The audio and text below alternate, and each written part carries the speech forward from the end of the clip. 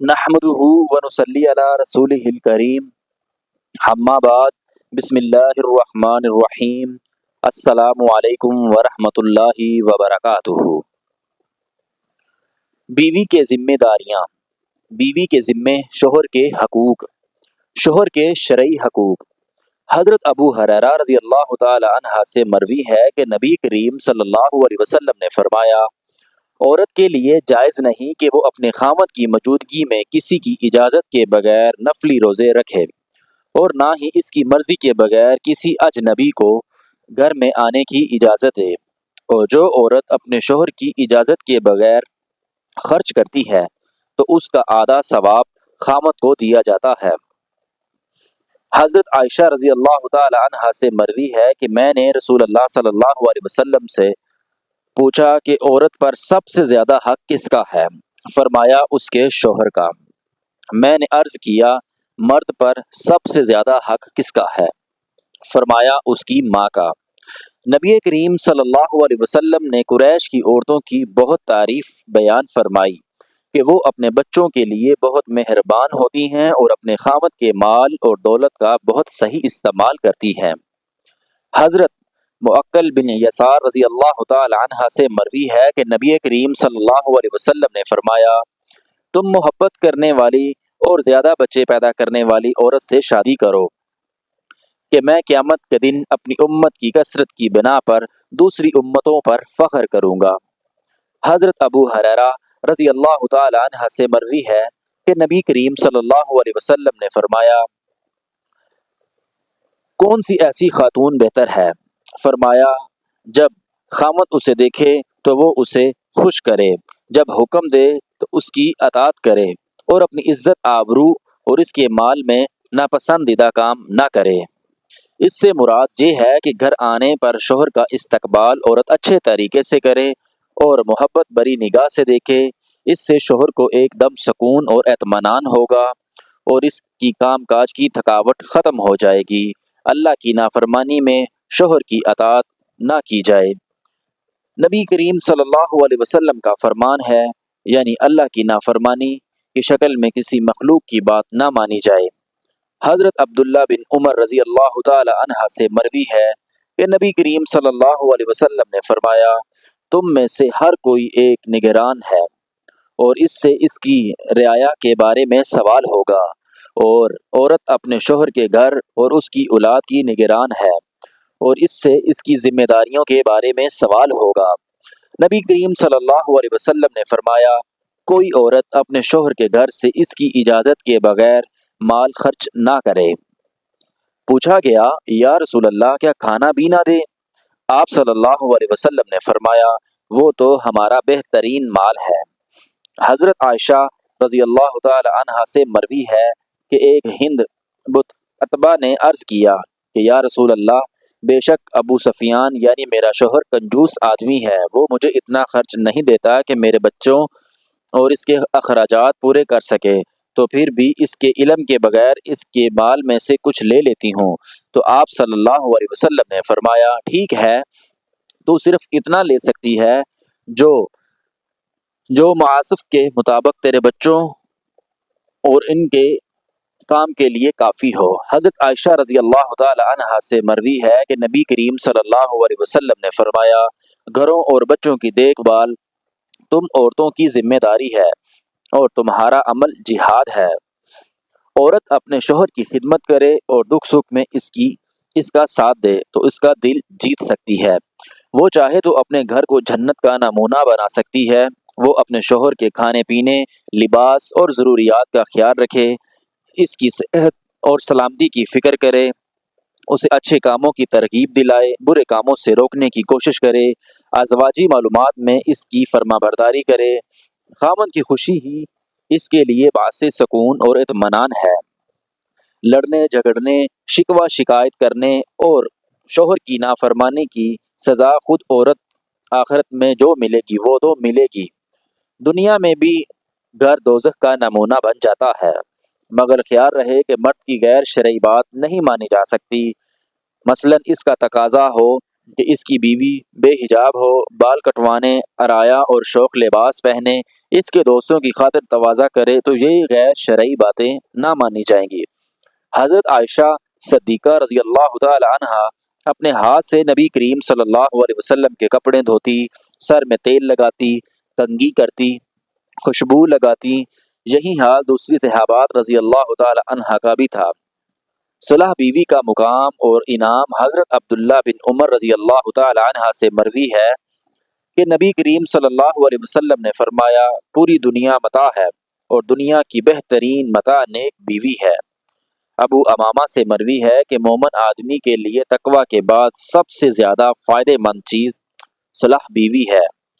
اگر وہ اس کو حکم دے تو وہ اطاعت کرتی ہے، اس کی طرف دیکھے تو اسے خوش کرتی ہے، اور اگر وہ غیر موجود ہو تو بیوی اپنی عزت، آبرو اور اس کے مال کی حفاظت کرتی ہے۔ جب عورتیں 5 نمازیں ادا کریں، ماہ رمضان کے روزے رکھیں، اپنی شرمگاہ کی حفاظت کریں اور اپنے خامد کی اطاعت کریں تو وہ جنت کے جس دروازے سے داخل ہونا چاہے ہو جائے۔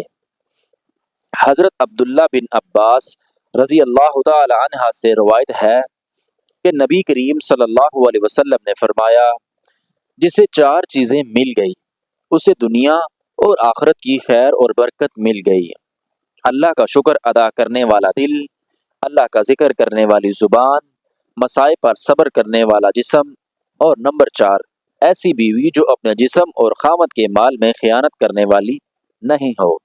حضرت ثوبان رضی اللہ تعالی عنہ سے مروی ہے کہ نبی کریم صلی اللہ علیہ وسلم نے فرمایا، یہ تمہارا بہترین مال وہ زبان ہے جو اللہ کے ذکر میں مشغول رہتی ہے، وہ دل ہے جو اللہ کا شکر ادا کرتا ہے، اور ایماندار بیوی جو دینی معاملات میں شوہر کی مددگار ہو۔ حضرت ابو سلیمہ رضی اللہ تعالی عنہ سے مروی ہے کہ نبی کریم صلی اللہ علیہ وسلم نے فرمایا، جو عورت اس حال میں فوت ہو کہ اس کا خامد اس سے راضی تھا، وہ جنت میں داخل ہوگی۔ سبحان اللہ۔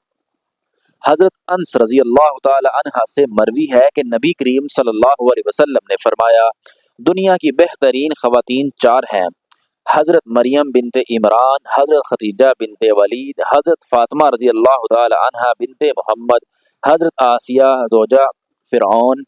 نبی کریم صلی اللہ علیہ وسلم کا فرمان ہے، عورت حالت حمل اور رضامت اور 3 مرحلوں میں فضیلت میں ایسی ہے جیسے اسلام کی راہ میں سر حدود کی نگرانی کرنے والا مجاہد، جو ہر وقت مجاہد اور شہادت کے لیے تیار رہتا ہے، اور اگر درمیان میں اس کی موت آ جائے تو اس کو شہید کے برابر ثواب ملتا ہے۔ جلد الوداع کے موقع پر نبی کریم صلی اللہ علیہ وسلم نے ارشاد فرمایا، تمہارا عورتوں پر یہ حق ہے کہ وہ تمہارے بستر پر اور گھر میں کسی ایسے شخص کو نہ آنے دے جو تم ناپسند کرتے ہو، خاوند کی اجازت کے بغیر گھر سے باہر نہ نکلے۔ نبی کریم صلی اللہ علیہ وسلم نے فرمایا، جو عورت اپنے خاوند کے گھر سے اس کی اجازت کے بغیر نکلی، وہ اس وقت تک اللہ تعالیٰ کی ناراضگی کی لپٹ میں رہتی ہے جب تک وہ واپس گھر لوٹ نہ آتی، اس کا شوہر اس سے راضی نہیں ہو جاتا۔ حضرت عبداللہ بن عمر رضی اللہ تعالی عنہ سے مروی ہے کہ ایک عورت نے نبی کریم صلی اللہ علیہ وسلم کے پاس آ کر دریافت کیا کہ خاوند کا عورت پر کیا حق ہے، تو آپ صلی اللہ علیہ وسلم نے فرمایا، اس کا ایک حق یہ بھی ہے کہ عورت خاوند کی اجازت کے بغیر اس کے گھر سے باہر نہ نکلے، اگر وہ ایسا کرے گی تو اس پر اللہ تعالیٰ خود اور رحمت عذاب کے فرشتے اس وقت تک لعنت کرتے رہتے ہیں جب تک وہ توبہ نہ کرے اور واپس لوٹ کر نہ آئے، صرف خاوند کے لیے زیب اور زینت کرے۔ نبی کریم صلی اللہ علیہ وسلم نے فرمایا، تمہاری بہترین بیویاں وہ ہیں جو محبت کرنے والی، زیادہ بچے جننے والی، ہم نوائی کرنے والی اور ہمدردی کرنے والی، بشرطیہ یہ کہ وہ اللہ سے ڈرتی ہیں، اور بدترین عورتیں وہ ہیں جو شوہر کے علاوہ دوسروں کے سامنے زیانش کرنے والی اور اکڑ اکڑ کر چلنے والی، ایسی عورتیں منافق ہیں اور وہ جنت میں نہیں داخل ہوں گی مگر سرخ پانچ اور سرخ پلاؤں والے کو کوے کی طرح بہت کم داخل ہو سکیں۔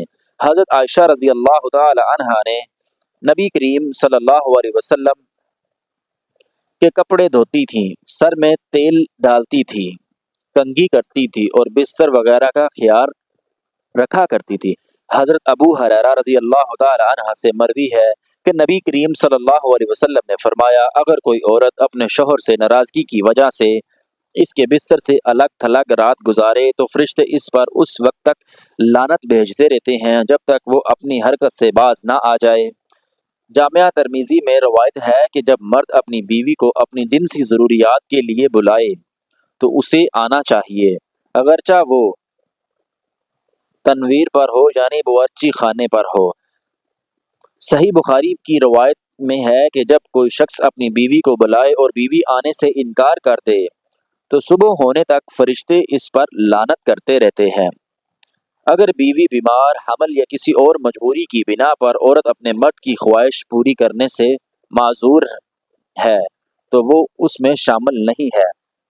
یہاں مرد اور عورت ہے جو مخصوص ذاتی ناراضگی کی بنا پر بغیر کسی شرعی عذر کے ایسا کرتی ہے۔ نبی کریم صلی اللہ علیہ وسلم نے شوہر کے حقوق کے بارے میں ایک جامع فرمان دیا کہ اگر اللہ کے سوا کسی اور کو سجدہ کرنا جائز ہوتا تو میں عورت کو حکم دیتا کہ وہ اپنے شوہر کو سجدہ کرے۔